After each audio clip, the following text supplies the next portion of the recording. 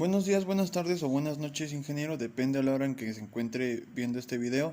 Mi nombre es José Eduardo Villa Velázquez y bueno, yo les voy a dar los antecedentes y voy a iniciar con marco rígido. El marco rígido, cuya eficiencia principal era la precaria, debido a la dificultad para lograr la continuidad entre las vigas y columnas, por lo cual se tuvieron que pasar algunas décadas y se inventó entonces un sistema de remaches con el cual se pudo realizar la conexión exitosa entre las columnas y las vigas, que garantizaban la continuidad necesaria para lograr juntas rígidas o semirrígidas. ¿A qué me refiero con las conexiones rígidas entre vigas y columnas? Es aquella en la cual el ángulo formado entre estos dos elementos se mantiene sin cambio después de la aplicación de las cargas, el cual conduce a un sistema adecuado a construir edificios de hasta 30 pisos o 30 niveles, dependiendo de las solicitaciones laterales de este sistema, que ha gobernado en su totalidad por las limitaciones en los reglamentos y los desplazamientos máximos permisibles por la resistencia de los materiales. Ahora les voy a hablar sobre lo que son los marcos contraventados. Bueno, cuando el edificio está sometido a acciones sísmicas o de viento muy importante, la estructura en base a marcos rígidos requerirá de elementos adicionales que modifiquen la forma de transmitir las cargas laterales, manteniendo los desplazamientos horizontales dentro de los límites establecidos en los reglamentos. En tal caso, la adición de diagonales en algunas crujías crea el concepto de marco contraventado. Los primeros marcos contraventados contemplaban sistemas en donde la crujía se colocaba en dos diagonales en cruz, con lo que esta crujía trabajaba como una armadura en voladizo vertical, reduciendo o eliminando la flexión en las columnas producidas por las cargas laterales, y de esta manera también se reducen las deformaciones laterales debidas a estas cargas. Y bueno, eso es todo de mi parte, ingeniero. Muchas gracias por su atención. Profesor, hola, buenas tardes. Mi nombre es Guillermo Antonio Terán Jiménez del equipo número 7. El subtema que me tocó desarrollar a mí es el subtema 3.1, que se llama Análisis de marcos y cargas gravitacionales. Bueno, el objetivo principal de este subtema es asignar las cargas horizontales a cada subsistema, marcos y muros que componen el sistema estructural. Bueno, para analizar los sistemas se pueden clasificar en métodos manuales y métodos a computadora. Como sabemos, ya hay softwares especializados para poder calcular este tipo de estructuras. Bueno, se plantean los métodos de flexibilidades y rigideces. Las matrices de flexibilidades y de rigideces de un elemento de muro deberán incluir los efectos de deformación por flexión y cortante, como ya lo habíamos visto en clases anteriores con el profesor. En muros cuya altura no exceda de un tercio de su longitud, se pueden depreciar las deformaciones por flexión y se pueden considerar solamente las debidas a cortante. Bueno, el análisis de cargas gravitacionales es un procedimiento que permite conocer las cargas que se ejercen sobre los distintos elementos estructurales, como lo sabemos son las traves, las columnas, las losas, muros de carga y etcétera. Eh, bueno, de hecho, aquí tenemos una imagen donde se representa cada elemento. Por ejemplo, estas son las columnas, traves, losas, bueno, etcétera. Cada una se representa con un color. Y bueno, como sabemos, no todos los elementos que conforman una estructura van a soportar las mismas cargas, ya que algunas van a tener cargas mayores y por ende tienen que ser más resistentes, etcétera. Bueno, las cargas transmitidas a muros se cuantifican y se acumulan las cargas que soportan y generan por su precio propio los muros estructurales de un edificio. Bueno, aquí en esta tablita se indica el muro, la carga, el peso propio, etcétera. Como sabemos, en un nivel de azotea, obviamente no va a ser el mismo peso que vamos a tener en una losa de entrepiso, ya que en la losa de azotea existen las cargas accidentales, etc. Bueno, yo soy del equipo 7, del 9712, de la materia de edificios. Yo le voy a hablar sobre el análisis estático. Bueno, nos habla de la acción sísmica. Es un fenómeno natural impredecible que repentinamente se genera desplazamientos del terreno de fundación debido a una brusca liberación de energía. Bueno, esta se denomina como un temblor o sacudida de la tierra que tiene origen a cierta profundidad de la superficie. Bueno, la aceleración generada por desplazamientos del suelo aplicada a la masa del edificio se transforma en una carga equivalente sobre la construcción sobre la segunda ley de Newton.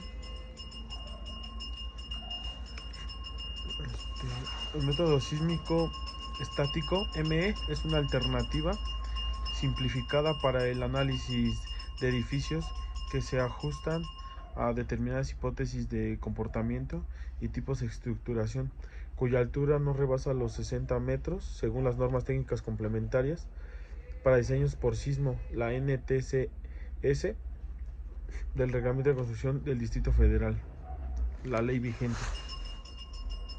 Bueno, pues también para considerar los efectos de torsión, el análisis estático se toma en cuenta la amplificación dinámica de la torsión mediante un factor que afecta a la extrinsicidad estructural, ES. Bueno, pues además incluyen existentes en el cálculo de las masas, rigideces, resistencia de elementos y otras fuentes de torsión no consideradas en el análisis mediante una excentricidad accidental expresada como una fracción de longitud de la plata ortogonal a la dirección considerada del análisis. Estos dos tipos de excentricidades definen la llamada excentricidad de diseño por torsión utilizada en México y la mayoría de los códigos de otros países.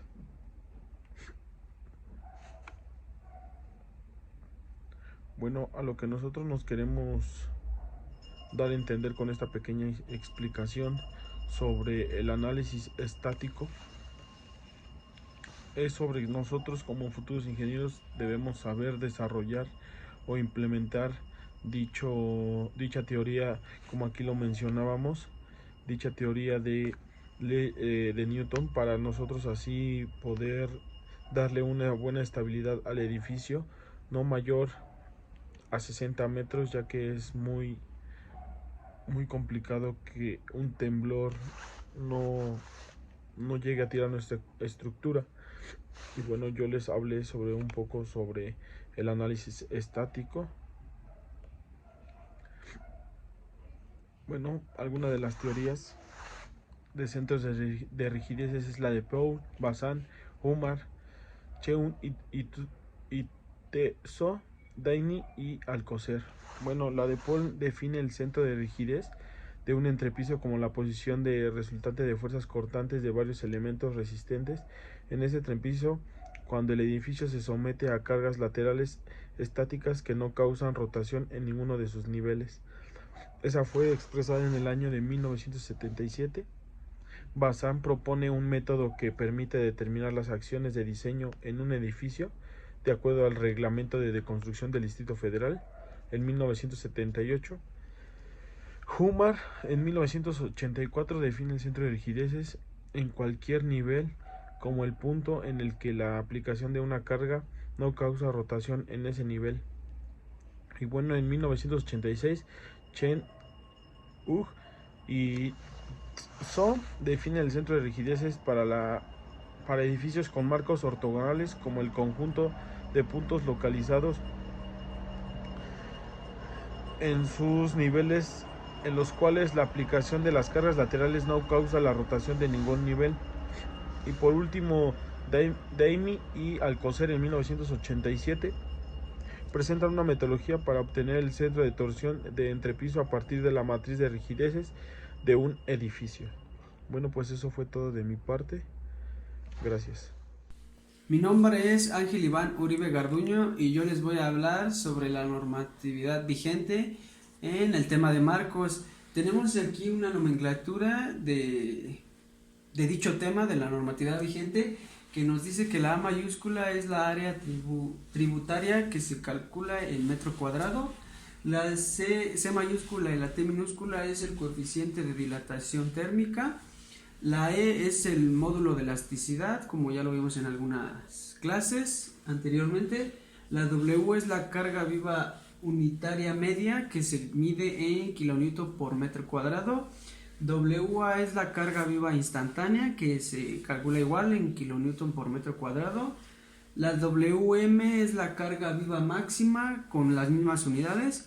La N mayúscula es la relación de Poisson y la F mayúscula y C minúscula es el factor de carga. La carga viva máxima se deberá emplear para diseño estructural de fuerzas gravitacionales y para calcular asentamientos inmediatos en suelos, así como para el diseño estructural de los cimientos ante cargas gravitacionales. La carga instantánea se deberá usar para diseño sísmico y por viento y cuando se realicen distribuciones de carga más desfavorables que la uniformemente repartida. La carga media se deberá emplear en el cálculo de asentamientos diferidos y para el cálculo de flechas diferidas. Durante el proceso de la edificación se deberá considerar las cargas vivas transitorias que puedan producirse. Estas incluirán el peso de materiales que se almacenan temporalmente, el de los vehículos, el del equipo, el decolado de las plantas superiores que se apoyan en la planta que se analiza y del personal necesario. No siendo peso menor de 1.5 kilonewtons por metro cuadrado, se considera además la concentración de 1.5 kilonewtons en el lugar más desfavorable. Los marcos de concreto reforzado de peso normal tienen que cumplir el requisito general de dichas normas.